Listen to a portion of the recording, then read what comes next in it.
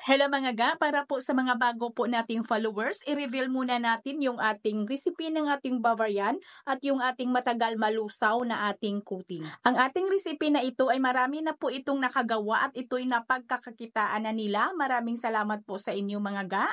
Yung ating video ngayon ay para po sa ating mga baguhan. Tara mga ga, simula na po natin. Sa ating Bavarian dough ay masarap talaga dito gamitin yung all-purpose flour. Pero wala po ako ngayong all-purpose flour kasi ay naubusan po tayo.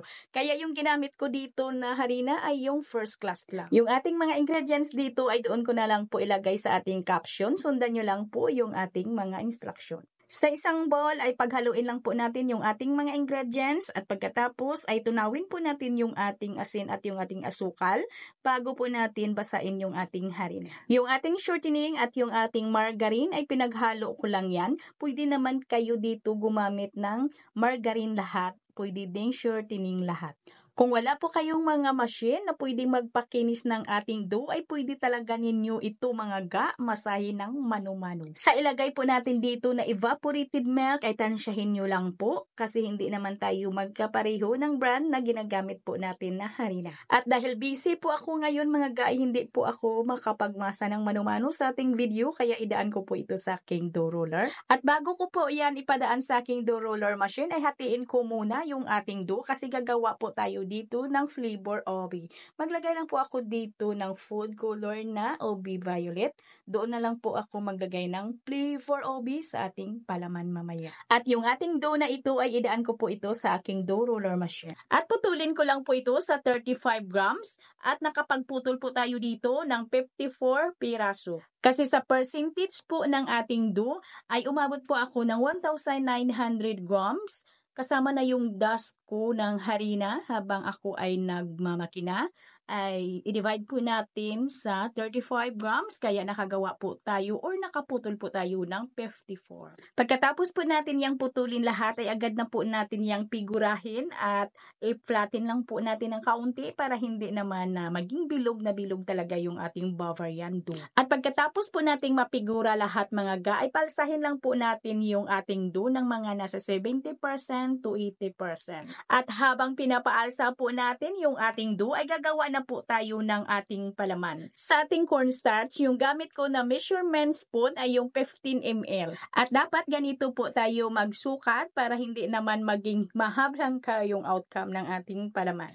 At 250 ml yung measurement cup yung gamit natin sa ating evaporated milk. At haluin lang po muna natin yan. Tunawin muna natin yung ating cornstarch at salain po natin ito bago po natin lutuin. At sa pagluto po natin dito ay kailangan po ay mahina lang yung apoy at diretso lang sa paghalo habang ito'y hindi pa kumulo. Haluin lang po talaga natin hanggang sa ito'y kumulo at patuloy lang sa paghalo hanggang sa ito'y lumapot. At pag ganito na mga ga na lumapot na, ay patayin na po natin yung apoy ng ating kalan at ilagay na po natin dito yung ating margarine. At tunawin lang po natin yan, yung ating margarine.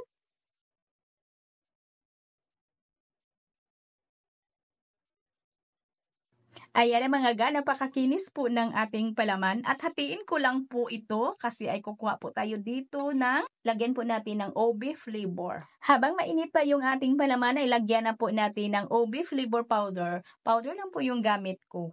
At i-transfer na po natin ito sa ating mga piping bag habang medyo lumainit pa. At pagkatapos ay itabi lang muna natin ito. Gagawa na po tayo ng ating coating. Dito sa ating coating mga ga ay nakapag-upload na po ako nito before. Pero yung ating mga gawa na litis, yung mga video po natin ay puro lang po na powdered milk yung ginamit ko. Kasi minsan ay tinamad din ako, busy din ako. Tinamad din ako magluto ng ating harina. Yung ginawa ko ay puro na lang po powdered milk yung coating ko sa ating Bavarian kasi ay mauubos lang naman agad yung aking Bavarian. Sa pagluto po natin dito ng harina ay kailangan po ay hindi lang masyadong golden brown na yung nag-aroma na po yung amoy niya mga ga. Nakikita nyo naman kanina ay pwede na po yan. At salain lang po talaga natin yung ating harina at yung ating powdered milk para po ay maging pino talaga yung ating coating. And then mix lang po natin yan. Ayan, ready na po yung ating coating. Isit aside lang muna natin ito.